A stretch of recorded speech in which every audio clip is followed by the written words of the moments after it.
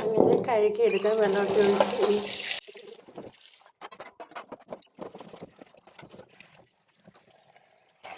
നമ്മൾ ഇലയെല്ലാം കഴുകി എടുത്ത് വെച്ചിട്ടുണ്ട്. ഇനി അരിയാം. നമുക്ക് ഇതിപ്പോൾ ചീര അരിയാൻ പോവാണ്.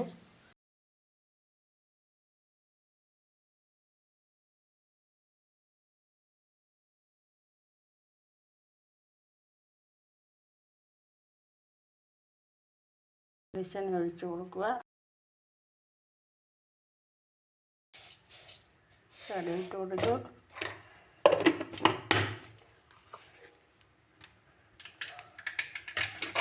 കടുക് ഒന്ന് പൊട്ടി വെച്ചിട്ടുണ്ട്. നമ്മൾ ചതച്ചരപ്പിടാം.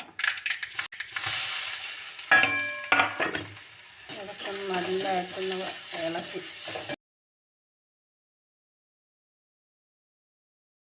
ഉപ്പിട്ട് കൊടുക്കാം.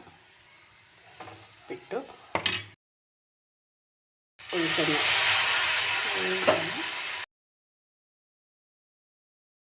ഇല ഇട്ട് കൊടുക്കുക.